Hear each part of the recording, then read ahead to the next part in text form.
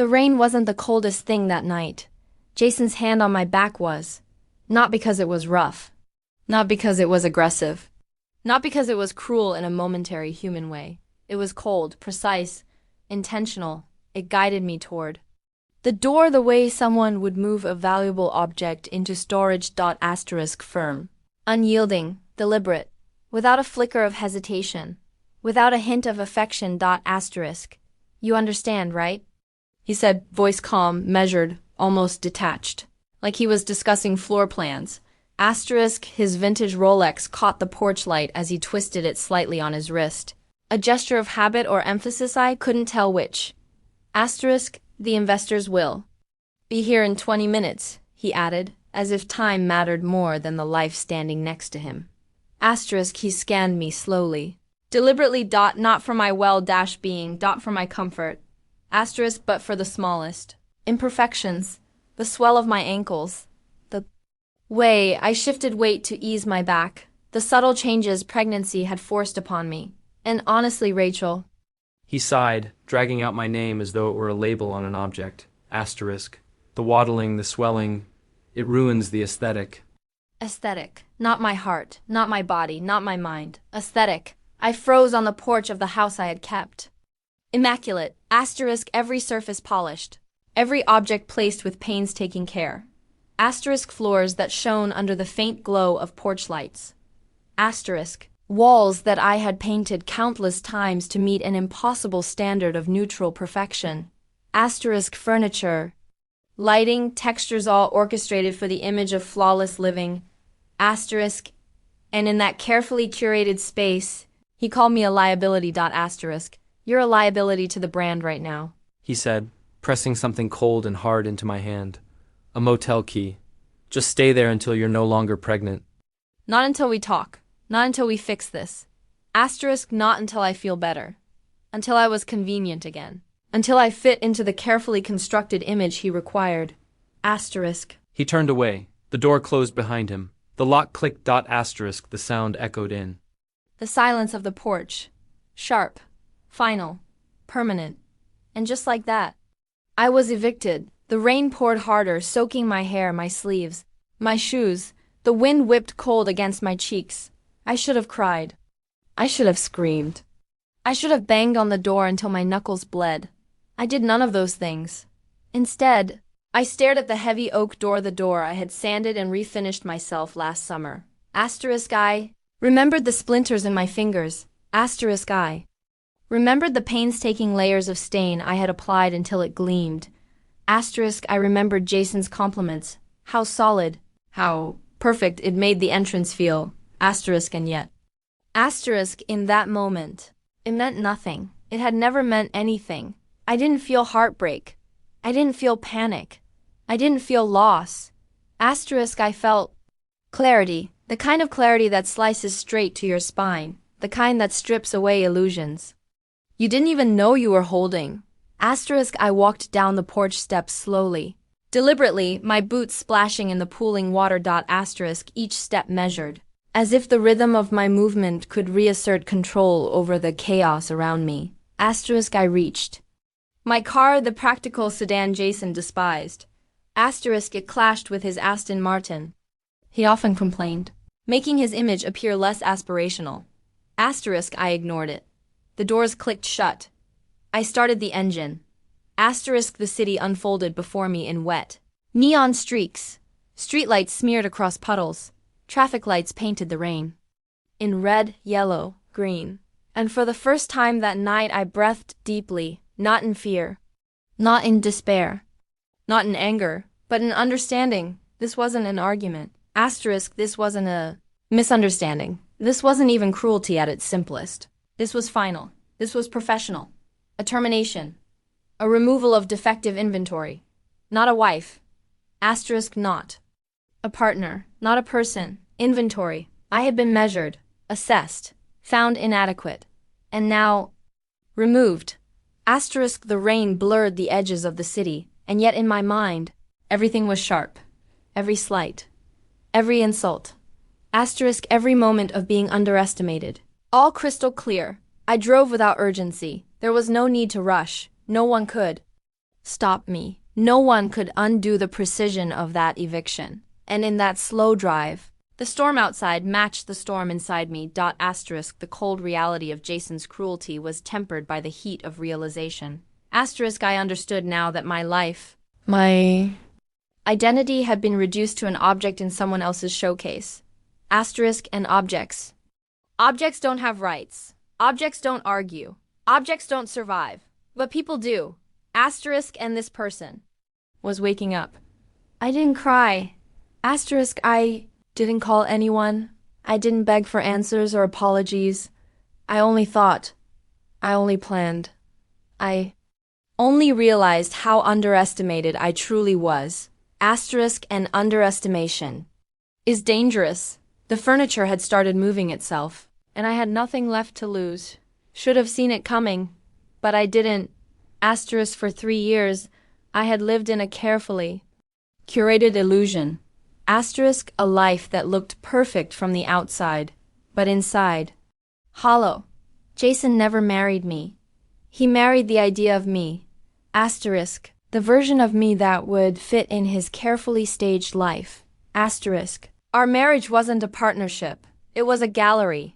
I had been the final, most valuable piece on display. Expensive. Elegant. Silent. Placed perfectly in his life so that everyone who looked could admire, envy, respect without ever questioning. People always asked why. I quit my career as an interior designer the month we married. And Jason loved answering it. He told them he wanted to provide. He told them he was old-fashioned, that he wanted to pamper me. It sounded romantic. It sounded selfless. But it was marketing. It was a press release. A narrative carefully constructed to convince the world and perhaps himself that he was the hero of our story. The truth was colder. In his world, a wife who works is a threat. A wife who builds her own career exposes the husband's inadequacy. A working woman might pay the bills, contribute to the mortgage, but she also reminds him that he is not enough. A trophy wife. A silent, dependent, beautiful mannequin. She proves the mortgage, the salary, the ambition all irrelevant. I wasn't fired from my career because he wanted a homemaker. We had staff for that. I was fired because he needed a prop, because he needed someone who would elevate his image without questioning it. Because he needed someone who could stand beside him at galas, smiling silently, proving to clients that he was successful, wealthy, and in control. I had mistaken his control for care. I thought he wanted to protect me. I thought he wanted to support me. I thought he loved me, but he didn't. He only loved what I represented, the perfect accessory, the quiet extension of his ego. Every dinner, every conversation, every argument, I had convinced myself it was normal. That smallness, compliance, silence. It was love. I had told myself that being easy, modest, manageable, obedient, these were virtues. They were golden handcuffs, and I had locked myself in them. Driving through the rain that night, I finally saw the truth. I wasn't a partner. I wasn't a wife. I wasn't a person. I was furniture. I was a mid-century modern chair in the corner of his life. Expensive, beautiful, valuable, and absolutely forbidden to show even the slightest flaw. Pregnancy isn't sleek. Pregnancy isn't elegant. It is swollen ankles, heartburn. A body that refuses to follow blueprints. By becoming pregnant, I hadn't gained weight. I had become inconvenient, a disruption, a malfunction in his meticulously staged life. And like a true collector of perfection, he removed me from sight. I wasn't evicted because he was cruel. I wasn't evicted because he was angry. I was evicted because I no longer fit. And in that eviction, something remarkable happened. I stopped apologizing. I stopped bending. I stopped trying to be small. I realized my worth had never been in his hands. My power had never been his to control. He had only believed it was. And the woman staring at her reflection in the rain-blurred windshield Asterisk the woman who had just been discarded like furniture. She was no longer scared. She was awake. She was calculating. She was ready. Asterisk for the first time. I understood the difference between being survived and being empowered. Asterisk I had survived his ego. Asterisk I had survived his neglect. Asterisk I had survived the cruelty of being seen as nothing more than a stage prop. Now it was time to stop surviving. Now it was time to move. Asterisk. The furniture had begun to move itself. Asterisk I wasn't just a woman evicted in the rain. Asterisk I was a storm forming. Silent at first but inevitable asterisk and every plan I had whispered to myself in the quiet hours before. Asterisk every thought about what I could do, every calculation about the man who had underestimated me. It began to crystallize. I didn't need to cry. Asterisk I didn't need anyone's permission. I didn't need apologies or validation. I only needed clarity. And now I had it. I was no longer a silent, manageable accessory. Asterisk I was someone who could act. Someone who could reclaim what had been taken. Someone who could assert her presence in a way that no one, not even Jason, could ignore. The rain continued to fall outside, but inside, my mind was razor sharp. Every insult, every moment of BLITTL, ENT, asterisk, every touch that had never been love. They all fueled me now. I didn't just survive Jason's cruelty that night. I was awakening, and the awakening was just beginning. The rain had finally slowed to a drizzle by the time I pulled into the hotel parking lot. The Grand View Hotel. Not grand, not luxurious, but it was dry. For tonight, that was enough. I sat in the driver's seat a moment longer than necessary, staring at the neon sign buzzing above, its flickering light reflected off the puddles, fractured into tiny shards of color across the windshield. It was absurdly poetic, almost theatrical, like the universe itself was staging a scene just for me. I didn't cry. I didn't call my mother. I didn't panic. I opened the glove compartment. Inside lay a small, unassuming device, a burner phone I had bought 3 days ago, the day I discovered the surveillance footage. It was untraceable. Unconnected. A tool, a weapon in disguise. I held it in my hand and felt a strange weight, not the weight of fear, but the weight of possibility. Possibility was intoxicating. I thought back to the porch, to the rain, to Jason's cold words, his dismissal, his casual cruelty, and I realized something that cut deeper than his rejection. He had underestimated me. He had assumed that the woman he had evicted, the wife he had called furniture, the one he thought was small and manageable, would stay small. Would stay silent. Would stay scared. But he was wrong. Every detail of that night, the rain, the key, the lock, the silence had been etched into my memory. Each moment had fueled me, sharpened me. I had seen him for who he really was, and I had finally seen myself. Pregnancy, which Jason had called an imperfection, a liability, a disruption, wasn't a defect. It was a power. Every ache, every swollen ankle, every sleepless night, these were marks of creation. Of life, of something raw, unstoppable, and entirely my own.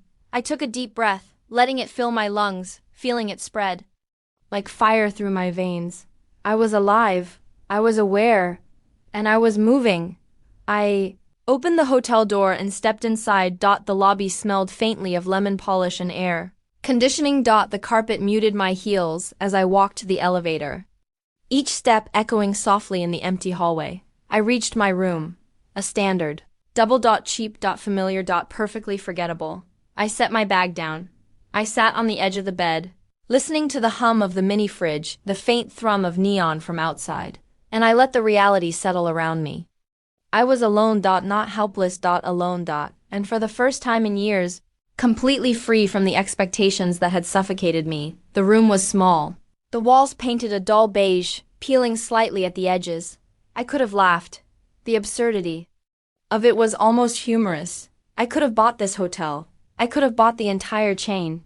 And yet, here I was, in what Jason would have considered low value. But low value. Low value was irrelevant. I had power he didn't know existed. resources he could never see, and a clarity he would never possess. Jason thought I was Rachel. The scholarship kid from Ohio. Quiet, obedient, modest, manageable. Dependent. He didn't know my last name was Sterling. He didn't know my father was Robert Sterling, whose investment firm controlled vast portions of the city's skyline. He didn't know that since I was 21, untouched, my trust fund had grown to $66 million. I hadn't kept it a secret to deceive. I had kept it a secret to survive. To survive the trap of being the good girl. To survive the expectation that being small, quiet, and nice was enough to earn love. To survive a world where men like Jason valued image over integrity, obedience over character, and appearances over reality. Now, in this small, forgettable hotel room, I understood the truth. Being small had never protected me. Being compliant had never saved me. Being quiet had never kept me safe. It had only hidden the power I had been born with. I reached into my bag and pulled out my laptop. Dust settled on its edges, but the screen lit up immediately. Blue light spilling across my hands. Accounts I hadn't touched in 4 years. Figures that would make Jason's head spin.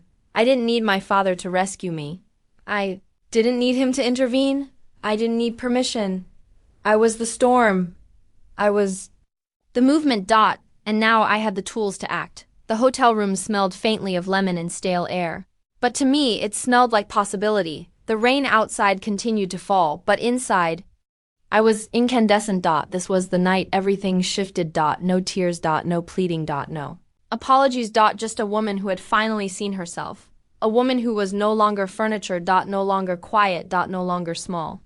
I was awake, I was aware, and I was ready. I sat back on the edge of the hotel bed, the laptop glowing softly in front of me. Outside, the city shimmered through rain-streaked windows. Inside, a different kind of storm was building. Jason had called me furniture. He had called me a liability. He had measured my value in aesthetic perfection and convenience, and found me defective. But he was wrong, terribly, catastrophically wrong. Every figure, every account, every untouched investment I had maintained since I was 21. It was all there, $66 million quietly growing in trust funds, dividends stacking silently while Jason counted his commissions like they were the apex of achievement. I hadn't kept my inheritance a secret to deceive. I had kept it hidden to survive. To survive the trap of good girl obedience. To survive men who viewed the world and the women in it as inventory. Now, survival wasn't enough. I logged into my accounts, scrolling through balances that dwarfed Jason's annual income. The numbers glowed like neon in the darkness of my hotel room. Each digit a reminder that power had been mine all along. It wasn't time to cry. It wasn't time to stew. It was time to act. I thought of Jason, pacing in the nursery with Kimberly, laughing as though the child I carried and the life we shared were simply inconveniences. The way he had kicked the crib, mocked the nesting instinct, treated our home and family as props. The arrogance was breathtaking, the ignorance spectacular, and it would be his undoing. I picked up the burner phone. For 4 years, it had been silent. Now it was my instrument of strategy, a direct line to my father's office, a connection to the world Jason had no idea existed. I dialed the number, the weight of the device in my hand suddenly electric. Rachel? My father's voice was cautious, rough, questioning. I didn't falter. My father? I said, voice steady, calm, powerful. Everything is fine, but it's time for a transaction. He paused, the subtle tension in his tone betraying his curiosity. What kind of transaction? He asked. A hostile takeover, I said. I want to buy the Summit penthouse, and I want Jason to broker it. I could almost hear his mind spinning through the possibilities, the strategy unfolding like a chessboard in his head. The Summit? He said slowly. That's a $40 million listing. Jason doesn't handle that weight class.